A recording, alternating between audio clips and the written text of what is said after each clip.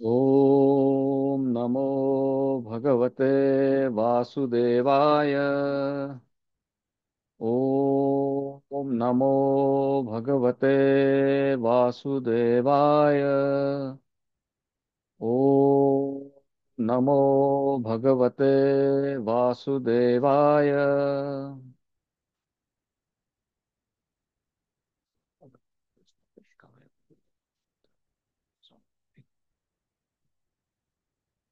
मंडळी, आज आपण 9व्या अध्यायाकडे वळणार आहोत.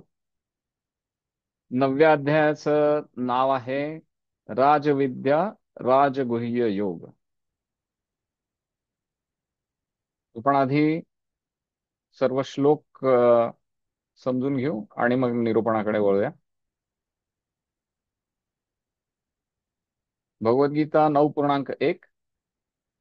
श्री भगवान उवाच इदं तु ते गुह्यतमं प्रवक्ष्याम्यनसूयवे ज्ञानं विज्ञानसहितं यज्ञात्वा मोक्षसे शुभात्. भाषांतर श्रील प्रभुपादांकडून. श्री भगवान म्हणाले, हे अर्जुन, तू माझा कधीच मत्सर करीत नसल्याने मी तुला हे परम गोपनीय ज्ञान आणि त्याच्या अनुभूतीचे ज्ञान प्रदान करतो, जे जाणल्याने तू भौतिक अस्तित्वातील सर्व दुःखातून मुक्त होशील. 9.3. अश्रद्धधानाः पुरुषा धर्मस्यास्य परन्तप अप्राप्य मां निवर्तन्ते मृत्यू संसार वर्त्मनी.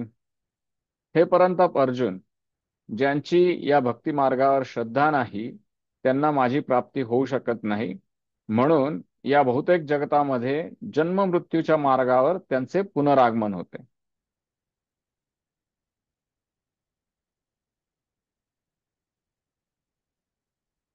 नऊ पूर्णांक 10. मयाध्यक्षेण प्रकृतीः सूयते सचराचरम् हेतुनानेन कौन्तेय जगद्विपरिवर्तते. भाषांतर. हे कौंतेय, माझ्या अनेक शक्तींपैकी एक असणारी ही भौतिक प्रकृती माझ्या अध्यक्षतेखाली कार्य करीत सर्व चराचर प्राण्यांची निर्मिती करते. तिच्या नियंत्रणाखाली या सृष्टीची वारंवार उत्पत्ती व संहार होतो. 9.11. अवजानन्ति मां मूढा मानुषीं तनुमाश्रितं परं भावम् अजानन्तो मम भूत महेश्वरम. जेव्हा मी मानव सदृश रूपामध्ये अवतीर्ण होतो तेव्हा मूर्ख लोक माझा उपहास करतात. अस्तित्वातील सर्व वस्तूंचा परम अधीश्वर म्हणून माझे दिव्य रूप ते जाणीत नाही. 9.12. मोघाशा मोघ कर्माणो मोघ ज्ञाना विचेतसः राक्षसीं आसुरीं चैव प्रकृतीं मोहिनीं श्रिताः. याप्रमाणे जे मोहित झालेले असतात ते राक्षसी आणि नास्तिकवादी मतांकडे आकर्षित होतात. अशा मोहित अवस्थेमध्ये त्यांची मुक्तीची आशा, त्यांची सकाम कर्मे आणि त्यांचे ज्ञान हे सर्व निष्फळ होते.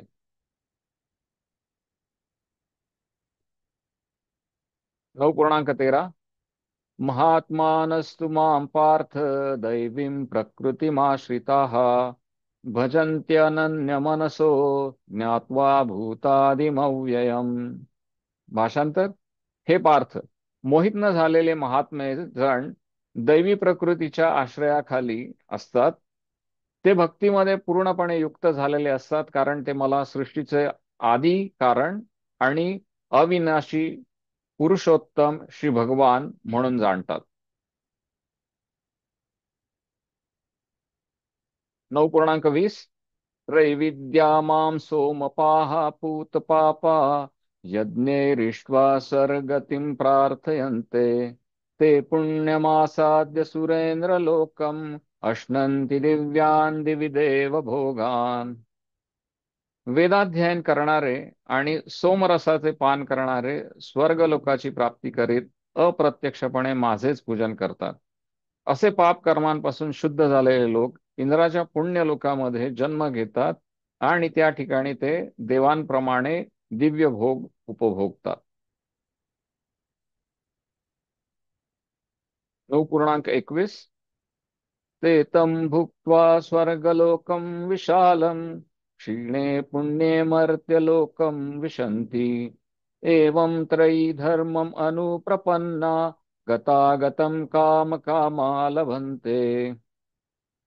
याप्रमाणे स्वर्गलोकातील अमर्याद विषय सुखाचा उपभोग घेऊन पुण्यकर्म क्षीण झाल्यावर ते पुन्हा या मृत्यूलोकात परत येतात. अशा रीतीने वेदोक्त धर्माचे सिद्धांतांचे पालन करून जे इंद्रियोपभोग प्राप्त करतात त्यांना पुन्हा पुन्हा केवळ जन्म मृत्यूच्या चक्रात पडावे लागते.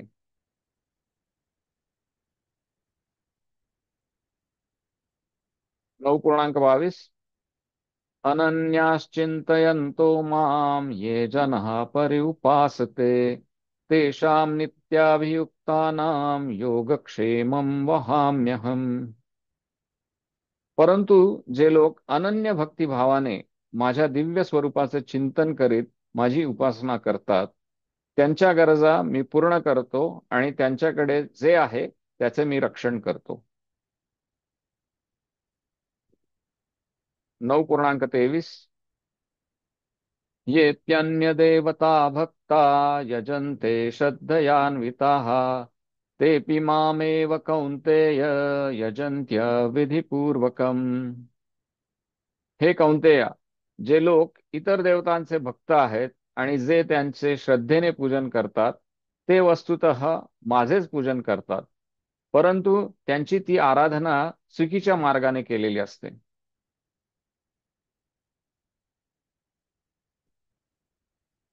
9:26 पत्रं पुष्पं फलं तोयं यो मे भक्त्या प्रयच्छति तदहं भक्त्युपहृतम् अश्नामि प्रयतात्मनः.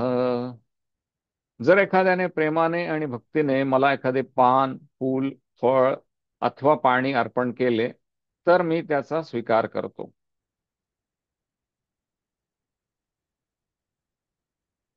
9:29 समोहम सर्वभूतेषु न मे द्वेष्योऽस्ति न प्रियः ये भजन्ति तु मां भक्त्या मयि ते तेषु चाप्यहम्. मी कोणाचा द्वेष करीत नाही तसेच कोणाशी पक्षपातही करीत नाही. सर्वजण मला सारखेच आहेत, परंतु जो कोणी भक्तिभावाने माझी सेवा करतो तो माझा मित्र आहे, माझ्या ठायी स्थित आहे आणि मी सुद्धा त्याचा मित्र आहे. 9:34 मन्मना भव मद्भक्तो मद्याजी मां नमस्कुरु मामे वैश्यसि युक्त्वैवम् आत्मानं मत्परायणः. आपले मन सदैव माझे चिंतन करण्यामध्ये युक्त कर, माझा भक्त हो, मला नमस्कार कर. माझ्यामध्ये पूर्ण रममाण झाल्याने तू निश्चितच मला प्राप्त होशील.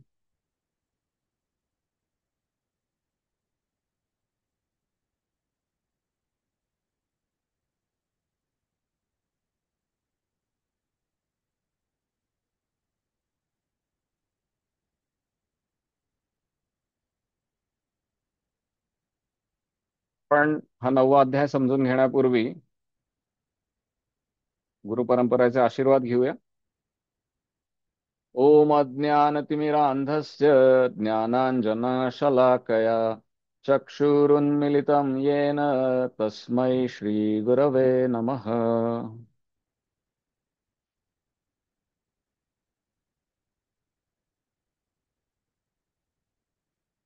तर 9व्या अध्यायाच्या सुरुवातीलाच भगवंत अर्जुनाला सांगतायत की इदं तु ते गुह्यतमं प्रवक्ष्याम्यनसूये ज्ञानम विज्ञान सहितम यज्ञात्वा मोक्षसे अशुभात.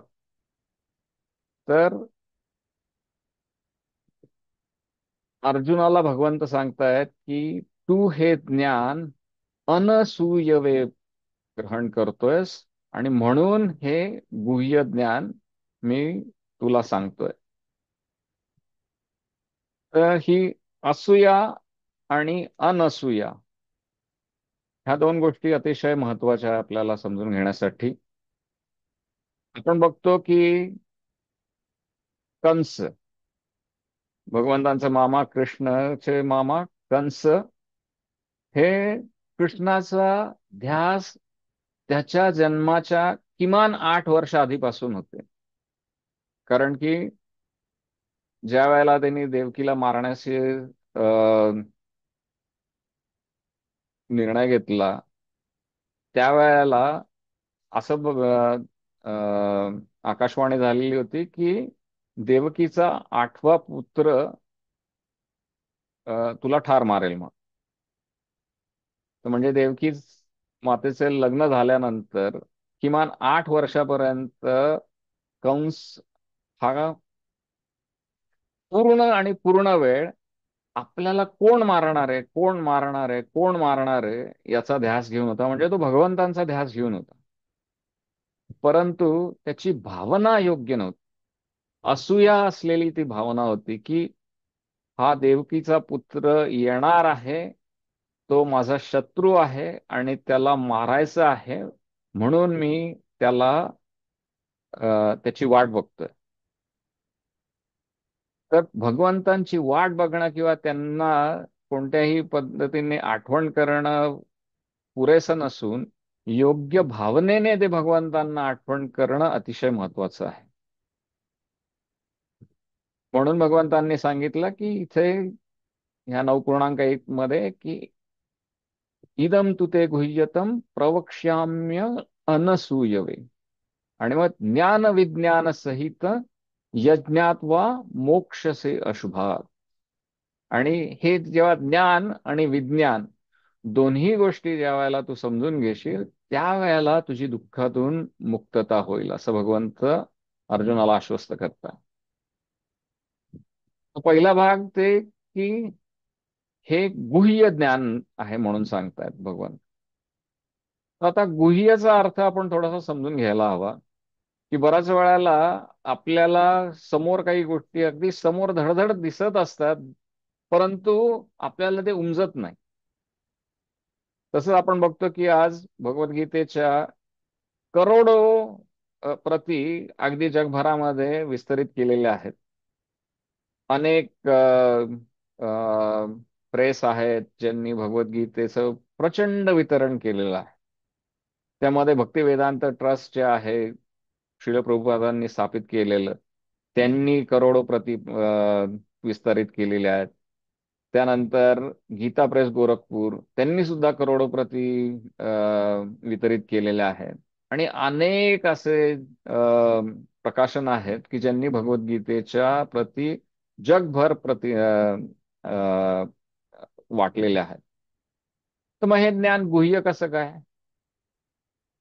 तर दोन गोष्टी आहेत त्यामध्ये. एखादी गोष्ट वाचणं आणि एखादी गोष्ट समजणं याच्यामध्ये प्रचंड फरक आहे. आपण जाणतो की जगभरातील अनेक भाषांसाठी जी लिपी वापरली जाते ती इंग्रजीच लिपी वापरली जाते. तर तुम्ही जर्मन भाषा जर बघितली तर ते इंग्रजी सारखंच दिसतं.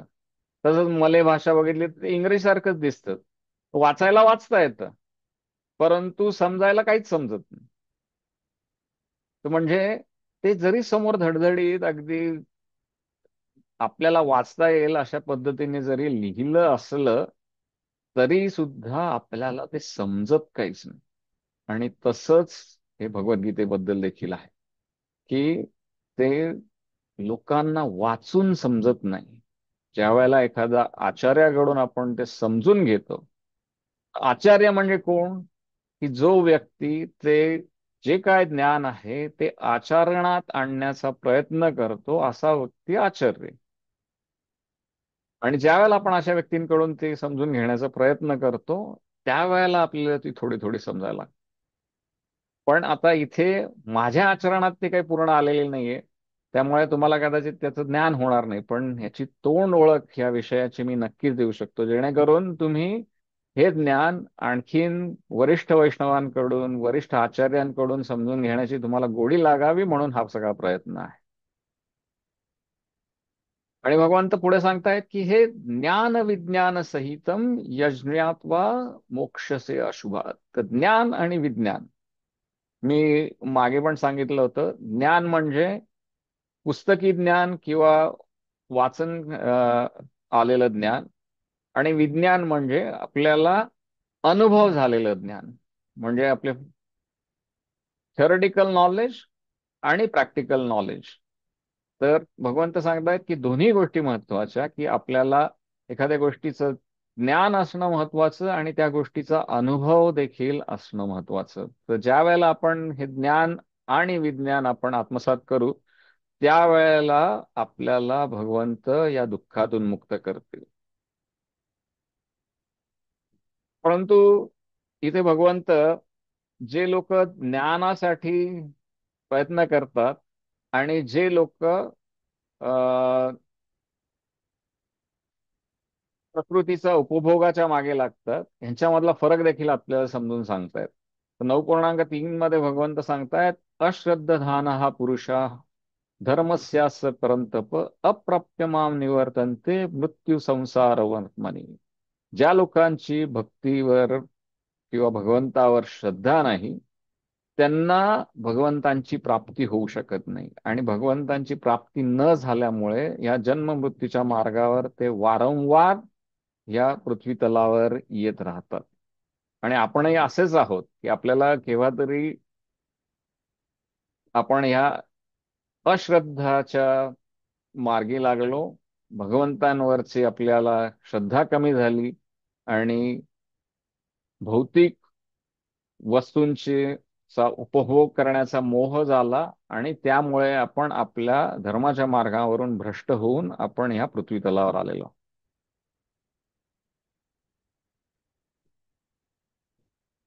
आणखीन काही महत्वाच्या गोष्टी भगवंत वेगळ्या वेगळ्या प्रकारच्या व्यक्तींच्या व्यतिरिक्त ह्या सृष्टीबद्दल पण भगवंत माहिती देत आहेत आपल्याला. तर 9.10 मध्ये भगवंतांनी सांगितलंय, मया अध्यक्षेण प्रकृती सूयते स चराचरम हेतुनानेन कौंतेय जगद विपरिवर्ते. तर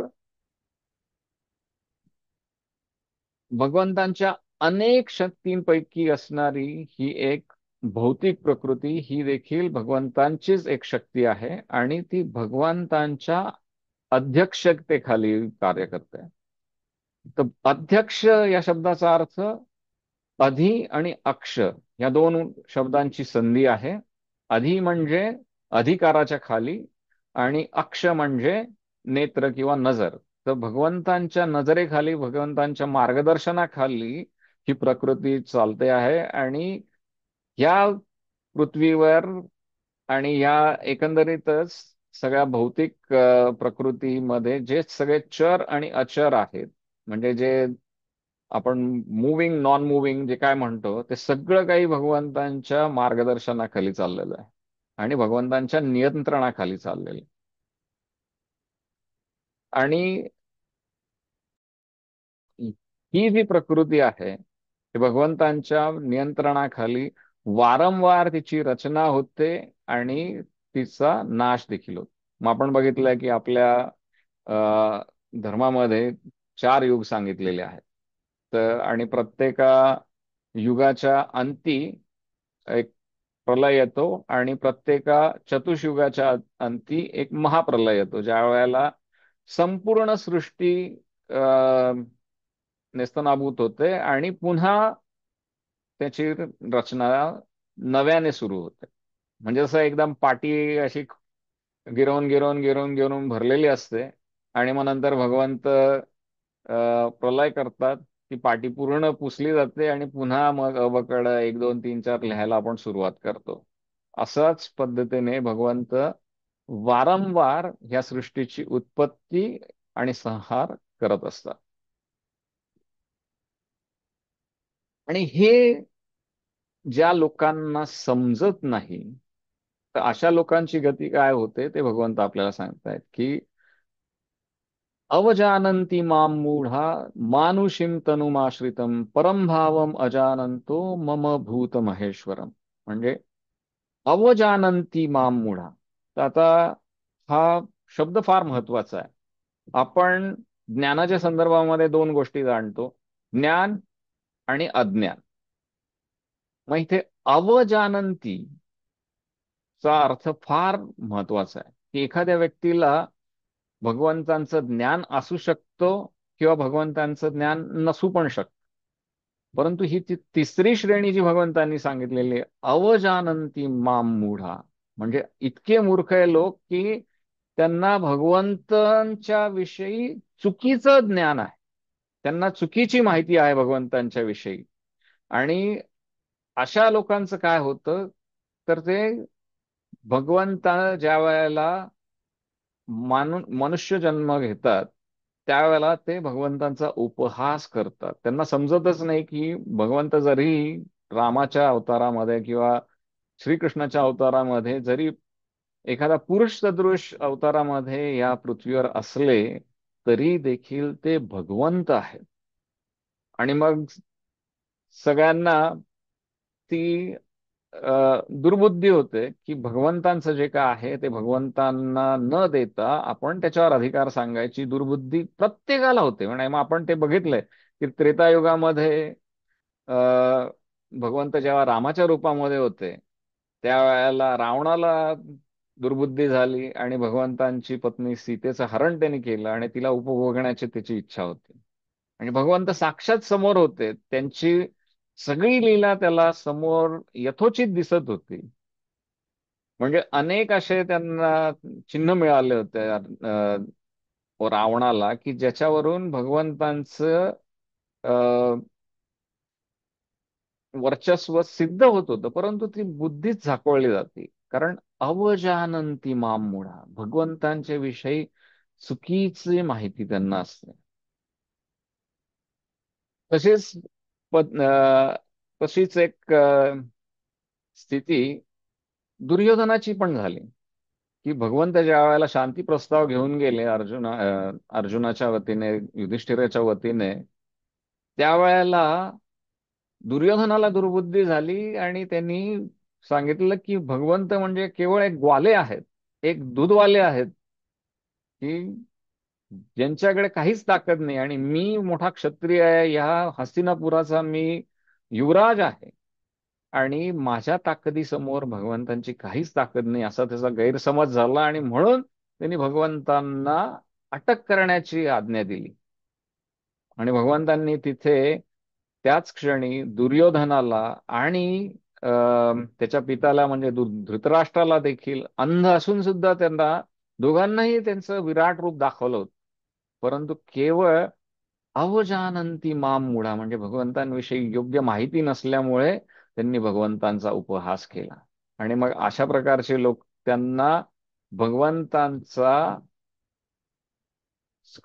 भगवंतांना ह्या सगळ्या भौतिक जगतातील वस्तूंचा परम अधीश्वर ते लक्षात येत नाही, त्यांचं दिव्य स्वरूप पण त्यांना लक्षात येत नाही. आणि त्यामुळे त्यांची भक्तीच्या मार्गावर घसरण होत राहते.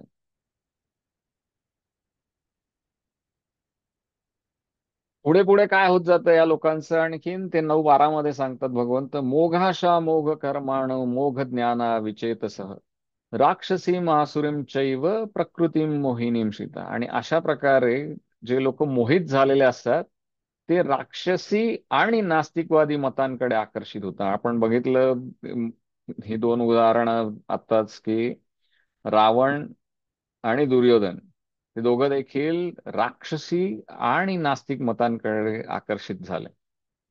म्हणजे असं नाही की दोघांना वेदांचं ज्ञान नव्हतं, दोघांना देखील वेदांचं आणि आपल्या सगळ्या अ, सनातन संस्कृतीचं पूर्ण ज्ञान होतं. परंतु ते ज्ञान योग सन्मार्गी लावण्याची प्रवृत्तीच त्यांना नव्हती. आणि दुर्योधनाचा हट्टीपणा तर इतका प्रचंड होता की महाभारतामध्ये एक श्लोक आहे, त्यामध्ये दुर्योधन म्हणतो, जानामि धर्मम न च मे प्रवृत्ती जानामि अधर्मम न च मे निवृत्ती. म्हणजे मला धर्म काय आहे ते समजतं, पण मला त्याची प्रवृत्ती होत नाहीये. अधर्म काय हे पण मी जाणतो, पण त्याच्यापासून निवृत्त होण्याची पण मला समज नाहीये. म्हणजे किती प्रचंड त्यांचं ज्ञान जे आहे ते मोहित झालेलं आहे. त्यांचं एकंदरीतच मती जी आहे किती भ्रष्ट झालेली आहे ते याच्यावरून लक्षात येत. त्यानंतर रामायणामध्ये देखील एक प्रसंग येतो की ज्या वेळेला अ, रावणाचा सगळ्यात मोठा अ, मुलगा म्हणजे मेघनाद ज्या वेळेला मृत्यू पावतो, त्यावेळेला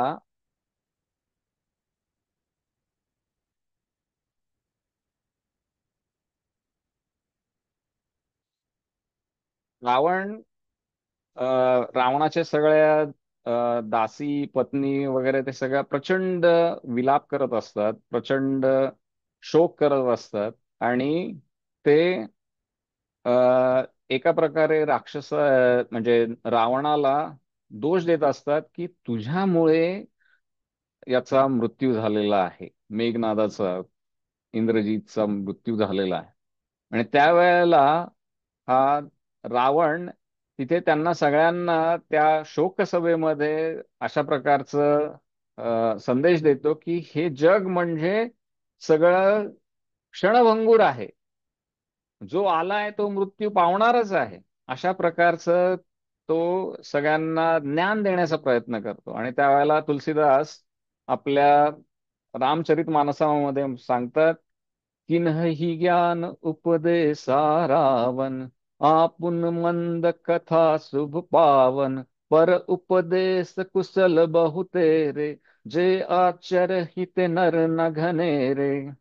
म्हणजे तिन्ही लोकांचं ज्ञान रावणाने उपदेश केलं त्याच्या दासींना, त्याच्या पत्नींना. पण तो स्वतः मंद होता, परंतु त्याची कथा जी होती, त्यांनी जी कथा सांगितली ती अतिशय शुभ होती आणि ती पावन पण होती. पण त्याला हे लक्षात आलं नाही की पर उपदेश कुशल बहुतेरे, म्हणजे त्यांनी दुसऱ्यांना उपदेश करायला ते खूप मोठे मोठे उपदेश दिले, परंतु जे आचर ही ते नर न घाणेरे. पण आचरणामध्ये जेव्हा आणायची वेळ आली त्यावेळेला आचरणामध्ये त्यांनी काहीच आणलं नाही. आणि अशा पद्धतीने तुलसीदासजी त्याची निंदा करतायत. आणि भगवंतांनी पण इथे 9.12 मध्ये तेच सांगितलंय, मोघाशा मोघ कर्माणो मोघ ज्ञाना विचेतसः राक्षसीम आसुरीम चैव प्रकृतीम मोहिनीम श्रिता. त्यांचं मोह झाल्यामुळे त्यांची मुक्तीची आशा, त्यांची सकाम कर्म आणि त्यांचं नाव, त्यांचं ज्ञान, या सगळ्या गोष्टी निष्फळ होत जातात. आणि त्या उलट जे लोक भगवंतांचा आश्रय घेतात त्यांच्याविषयी काय होतं ते भगवंतांनी 9.13 मध्ये सांगितलंय. महात्मानस्तु मां पार्थ दैवीं प्रकृतिमाश्रिताः भजन्त्यनन्यमनसो ज्ञात्वा भूतादिमव्ययम्. तर जे लोक मोहित होत नाही आणि ते दैवी प्रकृतीच्या आश्रयाखाली असतात आणि जे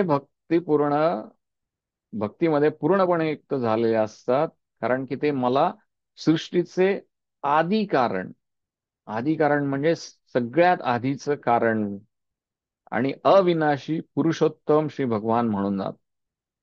तर जे लोक भगवंतांना जाणतात ते जाणतात की ही प्रकृती भगवंतांच्या आश्रयाखाली चाललेली आहे. आपण आताच 22 एप्रिलला जागतिक वसुंधरा दिवस साजरा केलेला आहे, म्हणजे अर्थ डे. तर अर्थ डे आपण अशासाठी आता जगभरात साजरी केला जातो की आपल्या आपण जे मानवजात आहे ती ह्या पृथ्वीचे जे सगळे रिसोर्सेस आहेत, हे निसर्ग आहे, तो आपण इतका ओरबाडून घेतोय आणि ही सृष्टीची ज्या प्रचंड प्रमाणामध्ये हानी होते आहे त्या प्रमाणामध्ये जर अशीच हानी चालू राहिली तर आपण पुढच्या पिढीला आपण ही वसुंधरा आपण त्यांच्यापर्यंत पोचवूच शकणार नाहीये, तिचा नाश होऊन जाणार आहे. आणि हे कशामुळे होतंय तर आपण हे समजूनच घेत नाहीये की ही पृथ्वी जी आहे ही भगवंतांची शक्ती आहे. आणि ती भगवंतांची शक्ती त्यांनी आपल्याला सांभाळायला दिलेली आहे. आपण ह्या प्रकृतीचे सांभाळ करणारे आहोत, पण आपण ह्या प्रकृतीचे मालक झाल्यासारखे आपण ती सृष्टी ओरबाडून घेतो आहोत. आणि त्यामुळे आज इतकी वाईट परिस्थिती आलेली आहे. आणि म्हणून आपल्याला एक नैसर्गिक जीवन जेवढं जगता येईल तेवढं जाण करण्यासाठी म्हणून आपण हा श्लोक अगदी मनापासून समजून घ्यायला हवा की महात्मानस्तु माम पार्थ दैवीं प्रकृतीम आश्रितः भजन्ति अनन्य मनसो ज्ञात्वा भूतादिम अव्ययम्. हे ह्या सृष्टीचं आदी कारण म्हणजे सगळ्यात पहिलं कारण ते भगवंत आहेत. आणि भगवंतांच्या अध्यक्षतेखाली ही पृथ्वी चाललेली आहे, ही सृष्टी चाललेली आहे. आणि ज्यावेळेला आपण आपल्या मनामध्ये हे बाळगू त्यावेळेला आपल्याला आपल्या पोटाची भूक जी आहे ती क्षमवण्यासाठी जेवढं काय लागेल तेवढं आपण मिळवण्याची आपल्यामध्ये ताकद राहील. आणि आपल्या हृदयाची किंवा मनाची जी हाव आहे तिच्यावर आपल्याला विजय मिळवण्याची भगवंत आपल्याला बुद्धी देतील. आणि मग त्या अर्थाने खरोखर आपण हा जागतिक वसुंधरा दिवस साजरा करू शकू ज्या वेळेला आपल्याला हा भगवद्गीतेचं आपल्याला योग्य ज्ञान होईल. आणि मग नंतर भगवंत पुढे आपल्याला जे लोक पुण्य करतात, जे लोक पाप करतात त्यांच्या विषयी भगवंत आपल्याला अधिक माहिती देतात. त्यामध्ये 9:20 मध्ये भगवंत सांगतात त्रैविद्या मां सोमपाह पूत पापा यज्ञैरिष्ट्वा स्वर्गतिं प्रार्थयन्ते ते पुण्यमासाद्य सुरेंद्र लोकम अश्नन्ति दिव्यान् दिवि देव भोगान. वेदाध्ययन करणारे आणि सोमरसाचे पान करणारे स्वर्गलोकाची प्राप्ती करीत अप्रत्यक्षपणे माझे पूजन करतात असे पापकर्मांपासून शुद्ध झालेले लोक इंद्राच्या पुण्य लोकामध्ये जन्म घेतात आणि त्या ठिकाणी ते देवांप्रमाणे दिव्य भोग उपभोगतात. तर आपल्या वेदांमध्ये अनेक ठिकाणी असे आपल्याला संदर्भ आढळतात की ज्यामध्ये आपले जे चार पुरुषार्थ आहेत धर्म अर्थ काम आणि मोक्ष ते कसे साध्य करायचे त्याविषयी प्रचंड भरपूर माहिती दिलेली आहे. आणि त्यामध्ये अनेक ठिकाणी आपण कोणत्या प्रकारचे कर्म केल्यानंतर आपल्याला स्वर्गाची प्राप्ती होते, कोणत्या प्रकारचे कर्म केल्यानंतर आपल्याला पाप कृत्यांमुळे नरकाची यातना भोगाव्या लागू शकतात, ह्या सगळ्या विषयी इत्थंभूत माहिती आहे. आणि त्याच्यामध्ये एक जणू काही असं स्टेप बाय स्टेप गाईड दिलेलं आहे वेदांमध्ये की जेणेकरून आपण हळूहळू त्या आपलं कर्मकांडाच्या मार्गाने आपण आपले शुद्धीकरण करून हळूहळू भगवंतांची प्राप्ती करू शकतो. परंतु ती जी क्रमाक्रमाने जे प्राप्त करण्याच्या विषयी जी माहिती वेदांमध्ये दिलेली आहे ते आपल्याला समजतच नाही की ते सत्ययुगासाठी त्रेतायुगासाठी त्या गोष्टी ठीक होत्या. कारण की त्यावेळेला आयुष्यमान प्रचंड होतं आपलं, बुद्धी प्रचंड होती मनुष्य जातीची. म्हणजे असं म्हटलं जातं की सत्ययुगामध्ये 1,00,000 वर्षाचं आयुष्यमान होतं, त्रेतायुगामध्ये 10,000 वर्षाचं आयुष्यमान होतं, द्वापार युगामध्ये 1,000 वर्षाचं आयुष्यमान होतं. आणि आता आपण कलियुगामध्ये जास्तीत जास्त 100 वर्ष, अगदी क्वचितच कोणीतरी 100च्या वरती, म्हणजे अगदीच तुरळक संपूर्ण जगामध्ये केवळ बोटावर मोजण्या इतके लोक आहेत की जे 100 पार करू शकलेले आहेत. तर सत्ययुगासाठी जी मार्गक्रमण आपल्याला सांगितलं होतं वेदांचं, ते मार्गक्रमण भगवंतांनी सांगितलंय की त्यामध्ये जे काय सांगितलं आहे त्याप्रमाणे आपल्याला स्वर्गलोकाची प्राप्ती होईल. आणि स्वर्ग लोकाची प्राप्ती म्हणजे काय, की लोकांना साधारण माहिती आहे की त्यांची अपेक्षा काय असते, की त्यांनी अ, अप्सरांचं नाच गाणे वगैरे बघायचे आणि सोमरसाचं पान करायचं आणि कुठल्याही प्रकारचं दुःख काहीच नाही, आणि त्या स्वर्गीय उपभोगांचा अनुभव घ्यायचा. आणि इंद्राप्रमाणेच त्या सगळ्या स्वर्गलोकाचा आनंद घेतल्यानंतर काय होतं ते पुढे भगवंत 9:21 मध्ये सांगतात. ते तं भुक्त्वा स्वर्गलोकं विशालं क्षीणे पुण्ये मर्त्यलोकं विशन्ति एवं त्रयी धर्मम् अनुप्रपन्ना गतागतं कामकामा लभन्ते. म्हणजे या स्वर्गलोकातलं अमर्याद सुख अनुभव केल्यानंतर विषय सुखाचा उपभोग घेऊन त्यांचं पुण्यकर्म क्षीण होतं.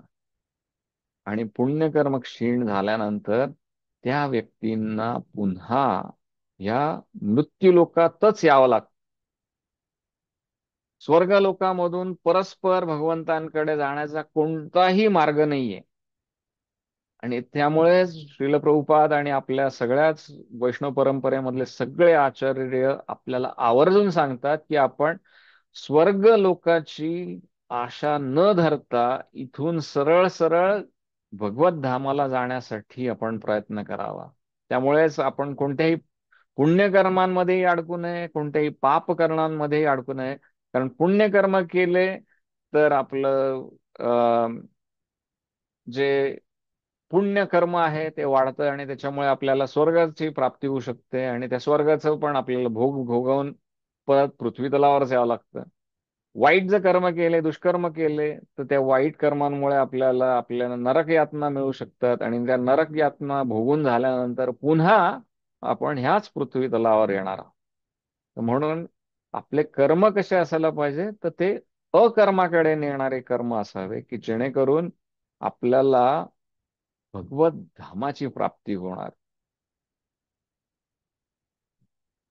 आणि 9:22 हा सगळ्यात माझा आवडतीचा श्लोक आहे.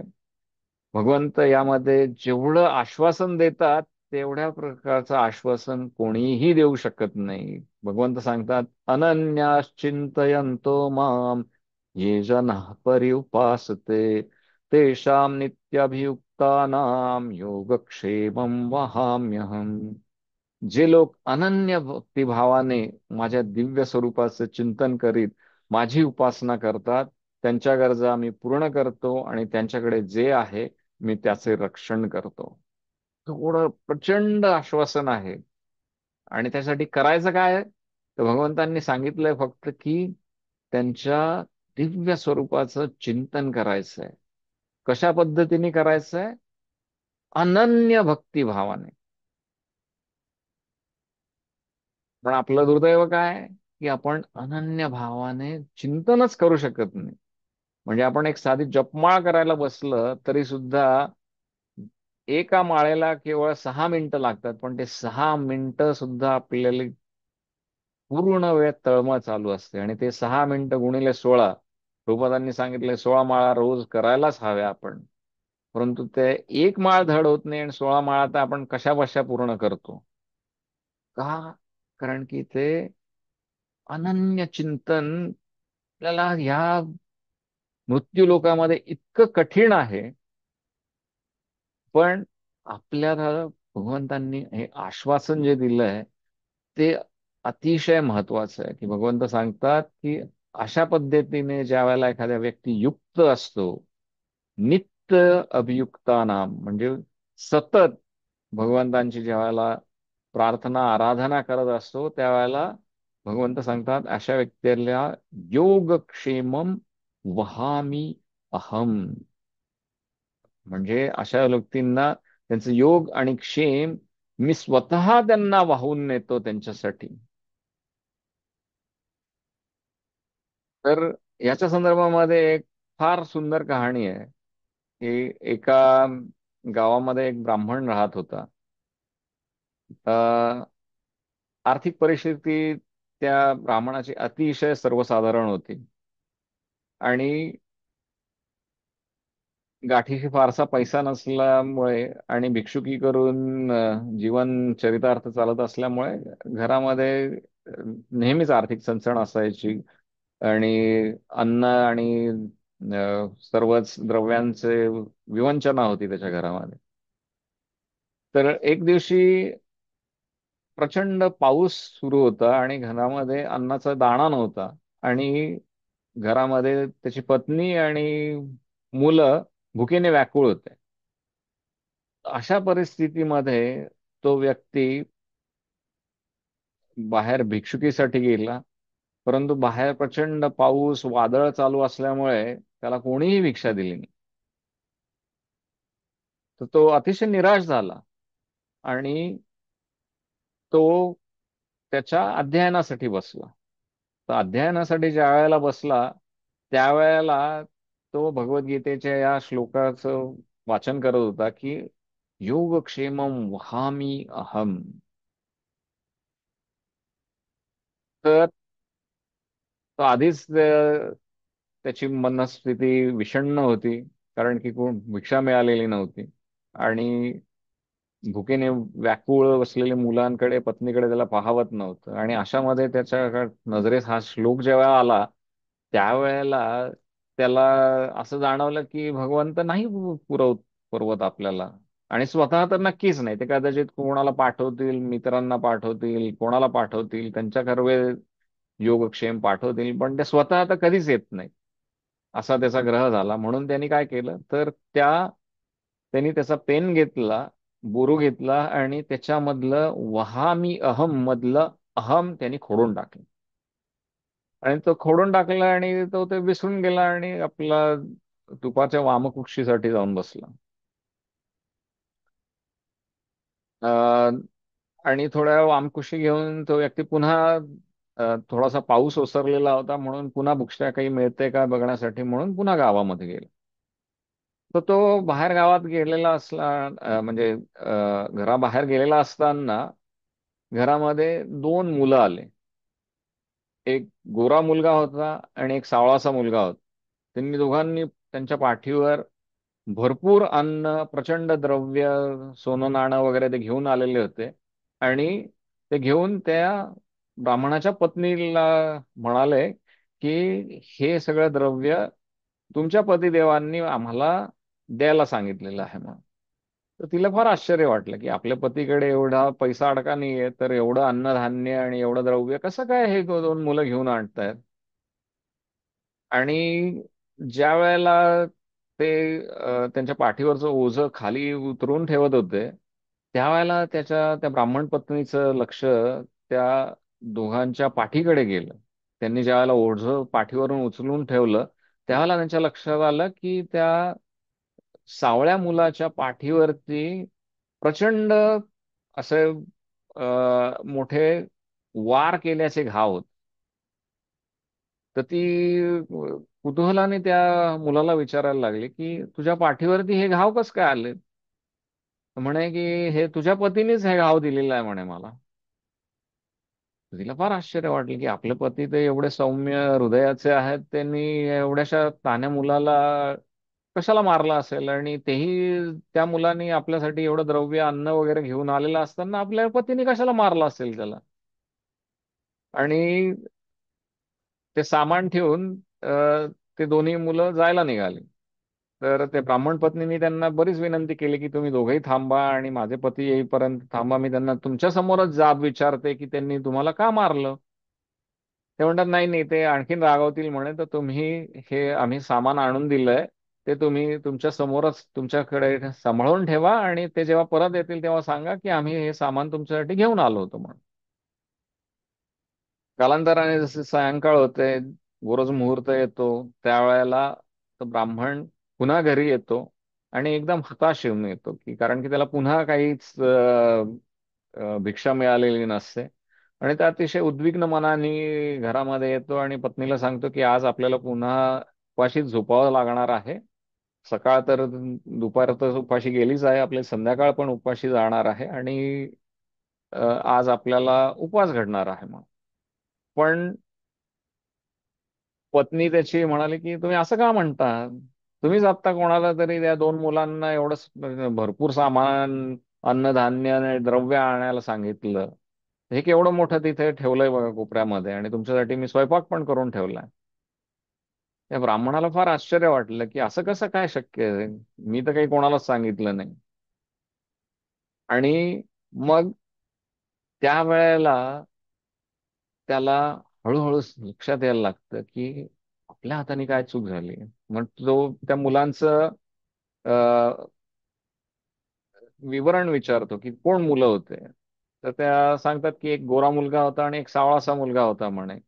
त्याच्या कमरेला बासरी वगैरे लावलेली होती, आणि तो ते दोघं जण घेऊन आले होते म्हणे हे सगळं सामान. त्यावेळेला एकदम त्या ब्राह्मणाची बुद्धी जागते आणि त्याला लक्षात येतं की अरे, आपण आत्ताच थोड्याच वेळापूर्वी वहामी अहम मधला अहम जो आहे, तो आपण आपल्या पेनाने कापलं होतं ते. तर तो जाऊन पुन्हा बघतो, तर भगवद्गीतेमधलं ते अहम व त्यांनी कापलेलं असतं, तो अक्षर जे खोडून काढलेलं असतं, ते अक्षर पुन्हा पूर्ववत झालेलं असतं. भगवंतांनी त्याचा जो पेनाचा जो त्याच्या बोरूचा जो वार होता, तो त्यांनी भगवंतांनी त्याच्या पाठीवर झेलला होता. आणि ते स्वतः भगवंत त्याचं क्षेम आणि कुशल पुरवण्यासाठी स्वतः आले, हे सिद्ध करण्यासाठी भगवंत स्वतः आले होते, हे त्याच्या लक्षात येतं. आणि मग तो एकदम धाय मोकलून भगवंतांची आठवण करतो. आणि तिथून पुढे तो भगवंतांनी भगवंत आपल्याला क्षेम आणि स्थैर्य आणि सगळं पुरवता आहे, याच्याविषयी त्याच्या मनामध्ये काहीही शंका राहत नाही. तर अशा प्रकारे आपण पण ज्या वेळेला कोणत्याही प्रकारचं कार्य करतो आणि त्याच्यातून आपल्याला सिद्धी किंवा असिद्धी मिळते, त्यावेळेला आपल्याला लक्षात घ्यायला पाहिजे की जे काय आपल्या पदरात पडतंय, सिद्धी मिळेल असिद्धी मिळेल काहीही मिळेल, ही भगवंतांची कृपा आहे आपल्यावर. आणि भगवंत आपल्या भक्तीसाठी, आपल्या सेवेसाठी जे काय योग्य आहे त्याप्रमाणे आपल्याला योग आणि क्षेम दोन्ही गोष्टी पुरवत असतात. ह्या गोष्टी आपल्या मनाशी आपण खुणगाठ वाटून बांधून ठेवायला हवे. पुढे 9:23 मध्ये भगवंतांची भक्ती न करता इतर देवतांची भक्ती करणाऱ्यांची काय परिस्थिती आहे, ते भगवंत आपल्याला 9:23 मध्ये समजून सांगतात. ते म्हणतात, येपी अन्य देवता भक्ता यजन्ते श्रद्धयान्विताः तेपि मामेव कौन्तेय यजन्त्य विधिपूर्वकम्. तर हे कौन्तेय, जे लोक इतर देवतांचे भक्त आहेत आणि जे त्यांचे श्रद्धेने पूजन करतात, ते वस्तुतः माझेच पूजन करतात, परंतु त्यांची ती आराधना चुकीच्या मार्गाने केलेली असते. तर इथे यजंत्य विधिपूर्वकम ही जी संधी आहे, त्याच्यामध्ये यजंत्य अविधिपूर्वकम अशी त्या संधी फोड होतो. म्हणून आपल्याला लक्षात गेलं पाहिजे की जेव्हा आपण इतर देवतांची भक्ती करतो, तर ती अविधिपूर्वकम होऊ शकते. तर याचा अर्थ काय होतो?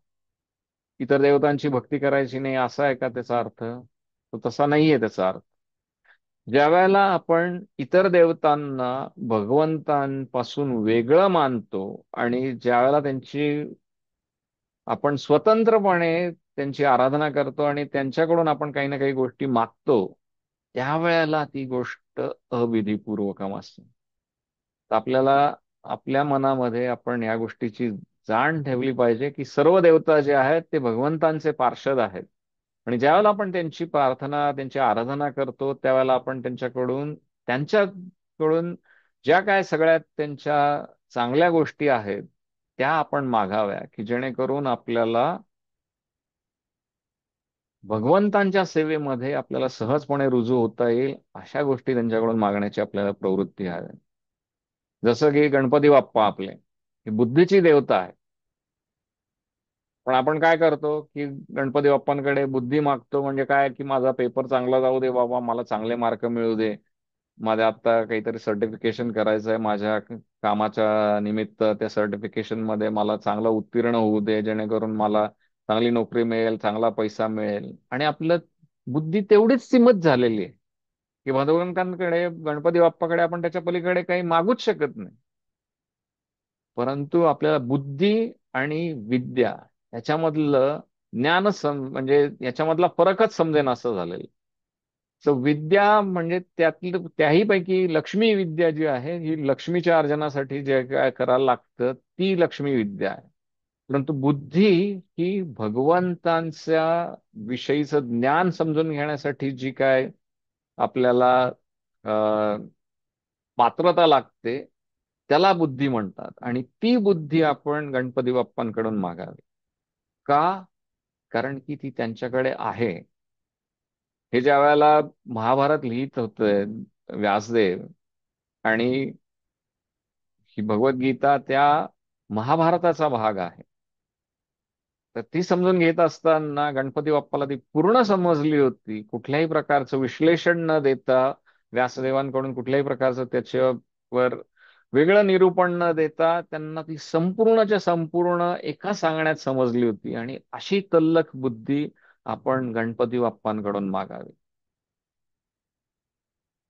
आणि गणपती बाप्पांचे पिता म्हणजे रुद्र, शिवजी, शिव भगवान शंभू, त्यांना तर आपण वैष्णवांनाम यथा शंभो असं त्यांचं भगवंतांच्या भागवतामध्ये त्यांची अशी स्तुती केलेली आहे, वैष्णवानाम यथा शंभो. म्हणजे वैष्णव कसा असावा, तर शंभूंसारखा असावा, अशा प्रकारे त्यांची स्तुती केलेली आहे. आणि ते आशुतोष आहेत. आशु म्हणजे छोटस किंवा थोडक्यात, आणि तोष म्हणजे आनंदी होणारा किंवा सुखी होणारा. तर अगदी स्वल्प आराधनेमध्ये ज्यांना आपण अ, प्रसन्न करू शकतो ते म्हणजे शिव भगवान. पण शिव भगवानांकडे लोक काय मागतात की तुम्ही जसं विषाचं प्राशन केलं होतं तसंच आम्हाला भांग पिण्याचे आम्हाला बुद्धी द्या, दारू पिण्याची बुद्धी द्या, आणि आम्हाला तसंच वागणं करू द्या. लोकांना समजतच नाही की त्यांनी जे विष प्राशन केलंय आणि ते जे तुम्ही भांग म्हणताय त्याच्यामध्ये जमीन आसमानाचं अंतर आहे. ते विषाचं प्राशन जे शिवजींनी जे काय केलं ते ह्या सृष्टीच्या रक्षणाकरता केले. आणि त्यांच्या या चुकीच्या अनुकरणामध्ये लोक जे भांग आणि दारू आणि याचं जे काय सेवन करतायत त्याच्याने स्वतःची पण हानी होते, त्यांच्या परिवाराची पण हानी होते, आणि पर्यायाने सगळ्या समाजाची पण हानी होते, हे लक्षातच येत नाही. आणि म्हणून आपल्याला ही गोष्ट लक्षात घ्यायला पाहिजे की सगळे देवता जे आहेत ते भगवंतांचे पार्षद आहेत, भगवंतांचे ते मंत्री मंडळ असल्यासारखे आहेत. भगवंतांच्या वतीने ते ही सृष्टी चालवतात. आणि ती सृष्टी चालवत असताना आपण त्यांची आराधना जरी केली तरी त्यांच्याकडून जे काय भगवंतांच्या सेवेसाठी लागतंय ते आपण त्यांच्याकडून मागून घ्यावं. मग आशुतोष म्हणजे शिवजी शंभू जे आहेत त्यांच्याकडून आपण काय मागावं, त्यांच्याकडे सगळ्यात चांगलं काय आहे, तर ते कैलासावर बसून जे काय राम नाम जप करतायत, अनेक युगांपासून करतायत ते, तर तसंच ते भगवंतांचं नावाचं जप करण्याची आपल्याला बुद्धी व्हावी, असं आपण त्यांच्याकडून वरदान मागावं. पुढे 9:26 मध्ये भगवंत सांगतात की त्यांची आराधना करणं अतिशय सोपं आहे. कुठल्याही प्रकारचे आपल्याला द्रव्य लागत नाही, काही लागत नाही. त्यांना काय मागतात भगवंत, तर फक्त पत्रम पुष्पम फलम तोयम यो मे भक्त्या प्रयच्छती तदहम भक्ती उपरुत्तम अश्नामी प्रयतात्मना. म्हणजे एखाद्या व्यक्तीने पत्र म्हणजे पान, पुष्प किंवा एखादं फळ किंवा तोयम म्हणजे पाणी, एवढं जरी भक्तीने कोणी एखाद्याने भगवंतांना अर्पण केलं तर ते भगवंत ते अतिशय प्रेमाने त्या गोष्टीचा स्वीकार करतात. तर भगवंतांना ची आराधना अतिशय सोपी आहे. त्यांना पत्र, पुष्प, फळ आणि पाणी एवढं अर्पण केलं तरीही पुरेसं आहे. आणि आपण पूर्वीच्या अध्यायांमध्ये बघितलं की आपण जे काय भगवंतांना अर्पण करतो तेच आपण फक्त त्यांचा प्रसाद म्हणून ग्रहण करायचं. तर म्हणून पर्यायाने आपण इथे जेव्हा पत्रम पुष्पम फलम तोयम हे जेव्हा आपण भगवंतांना अर्पण करतो तेच आपल्याला पण ग्रहण करण्याचे अधिकार आहे. भगवंतांनी इथे अंडम मासम वगैरे मला अर्पण करा असं सांगितलेलं नाहीये आपल्याला. आणि पर्यायाने आपण भगवंतांचा फक्त प्रसादच ग्रहण करतो म्हणून आपण भगवंतांसाठी पत्र, पुष्प आणि फल आणि पाणी यापासून जे काय वस्तू बनतील त्याच भगवंतांना अर्पण कराव्या आणि त्याच आपण ग्रहण कराव्या प्रसाद म्हणून.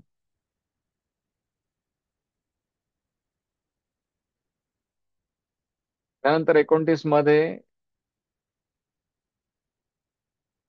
भगवंत आणखीन आश्वस्त करतायत की समोहम सर्वभूतेषु न मे द्वेष्योस्ति न प्रियः ये भजन्ति तु माम भक्त्या मयि ते तेषु चाप्यहम. आपण सिनेमामध्ये गाणं ऐकतो की तू हुस्न है मैं इश्क हूँ, तू मुझ में है मैं तुझ में हूँ. तर हीच भावना इथे भगवंतांनी व्यक्त केलेली आहे की मयि ते तेषु चाप्यहम. तर जे लोक भगवंतांचा भगवत भक्तीची प्राप्ती करतात अशा लोकांमध्ये भगवंत आहेत आणि अशा लोकांमध्ये आणि भगवंतांमध्ये असे लोक पण आहेत. आणि भगवंत आणखीन आश्वस्त करतायत की ते कोणाचाही द्वेष करत नाही आणि कोणाला ते प्रिय पण कोणाचेच प्रिय पण नाही. परंतु जे लोक भगवंतांची भक्ती करतात ते भगवंतांच्या स्थायी स्थित आहेत आणि भगवंत त्यांचे मित्र आहेत. तर आपण हे कसं काय समजून घ्यायचं की जर भगवंत म्हणतायत की मी पक्षपात करत नाही तर मग ते जे लोक भगवंतांची भक्ती करतात ते भगवंत त्यांचे मित्र कसं काय? आणि मग साहजिकच जर कोणी एखादा मित्र आहे तर कोणीतरी शत्रू पण असू शकणार आहे, राईट? मग हा विरोधाभास कसं काय समजून घ्यायचा? तर ह्याचा अर्थ असा आहे की भगवंत जेव्हा म्हणतात की ते पक्षपात करत नाही याचा अर्थ असा आहे की ते मैत्रीची, मित्रत्वाची आणि भक्तीची संधी प्रत्येका व्यक्तीला देत. आणि मग तो व्यक्ती ज्या प्रमाणामध्ये भगवंतांचे आश्रय घेतो, भगवंतांची भक्ती करतो, त्या प्रमाणामध्ये भगवंत त्याच्याच पद्धतीने त्याच्याशी वागतात. आणि म्हणून आपण भगवंतांच्या विषयी भगवंतांनी जो हा मैत्रीचा हात आपल्याकडे पुढे केलेला आहे, भक्तीची जी आपल्याला संधी दिलेली आहे, ती आपण मनापासून स्वीकार करून भगवंतांची भक्ती आपण करायला हवी. आणि कशा पद्धतीने करायला हवी ते 9:34 मध्ये भगवंत आपल्याला सांगतायत. मन्मना भव मद्भक्तो मद्याजी माम नमस्कुरु मामे वैश्यसि युक्त्वैवम् आत्मानं मत्परायणः. आपले मन सदैव माझे चिंतन करण्यामध्ये युक्त कर, माझा भक्त हो, मला नमस्कार कर. माझ्यामध्ये पूर्ण रममाण झाल्याने तू निश्चितच मला प्राप्त होशील. तर भगवंतांनी प्रचंड मोठं आश्वासन यामध्ये दिलंय. आपल्याला फक्त काय करायचंय तर आपलं मन भगवंतांना अर्पण करायचंय, सदैव त्यांचं चिंतन करायचंय, भगवंतांची भक्ती करायची आहे. वास्तविक बघता ह्या गोष्टी करायला अतिशय सोप्या आहेत. परंतु आपण या भौतिक जगतामध्ये आणि सगळ्या विश्वाचा उपभोग घेण्यामध्ये आपण इतके रममाण झालेलो आहोत की त्या भगवंतांची आपल्याला आठवणच राहत. आणि ती आठवण करून देण्यासाठी म्हणून भगवंत हा राजविद्या, राजगुह्य योग आपल्याला समजून सांगतायत की जेणेकरून आपण भगवंतांना आपलं मन, काया, बुद्धी, वाचा सगळं काही अर्पण करून भगवंतांच्या सेवेमध्ये आपण रममाण होऊ शकू. आणि भगवंतांच्या सेवेमध्ये रममाण झाल्यानंतर आपण भगवत धामाची प्राप्ती करू शकतो. तर असं हे गुह्य ज्ञानाविषयीच जे निरूपण आहे ते आपण आता इथेच थांबवूया. कोणाला जर काही प्रश्न असेल तर आपण घेऊ शकतो आता.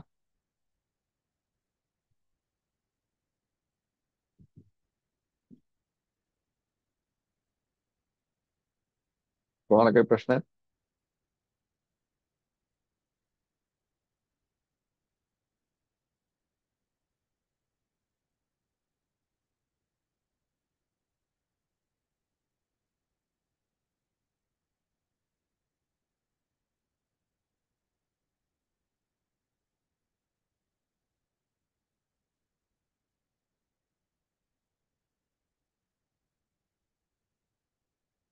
जो कोणाला काही प्रश्न नसतील तर मला नेहमीच प्रश्न असतात.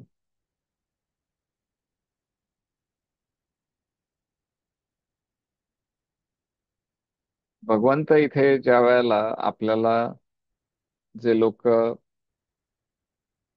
स्वर्गाची प्राप्ती करतात ह्याच्याविषयी जे सांगतात, तर याआधी पण त्याचा संदर्भ आपल्या भगवद्गीतेमध्ये आलेला आहे. तर स्वर्गाच्या विषयी आधी आपण जे काय वाचलं त्याच्यामध्ये काय संदर्भ आला होता स्वर्ग सुखाविषयी? कोणाला आठवत आहे का?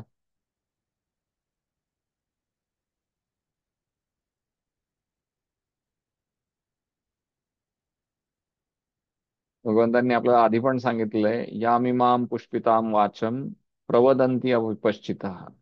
म्हणजे ह्या वेदांच्या विषयी भगवंतांनी सांगितलंय की वेदांमध्ये पुष्पिताम वाचन म्हणजे फ्लावरी लँग्वेज मध्ये किंवा एकदम रसाळ भाषेमध्ये कर्मकांडाविषयी सांगितलेलं आहे, स्वर्गप्राप्तीविषयी सांगितलेलं आहे. परंतु आपण त्यामध्ये अडकायचं नाहीये. ज्यावेळेला आपण ते स्वर्ग सुखाचे आणि एकंदरीतच सगळ्या गोष्टींचं ज्या वेळेला आपण ऐकतो, साहजिकच त्याच्याविषयी आपली लालसा वाढते. परंतु तो एक प्रकारचा पिंजरा आहे की ज्याच्यामुळे आपण स्वर्ग सुखाच्या मध्ये आपण अडकून पडू शकतो, आणि ते आपल्याला टाळता आलं पाहिजे. म्हणून भगवंतांनी या 9व्या अध्यायामध्ये त्याचं प्रचंड पूर्णपणे विश्लेषण करून सांगितलंय की आपण ज्यावेळेला स्वर्ग सुख मिळतं त्यावेळेला ते प्रचंड सुख मिळतं, परंतु ज्यावेळेला आपलं पुण्यकर्म क्षीण होतं त्यावेळेला आपल्याला परत या पृथ्वी तलावरच येऊन पुन्हा आपली साधना सुरू करायला लागते. तर म्हणून स्वर्ग सुखाच्या भानगडीत न पडता आपण इथूनच सरळ भगवत धामाची प्राप्ती करण्याची आपण प्रेरणा घ्यायला पाहिजे आणि भगवंतांची भक्ती करायला.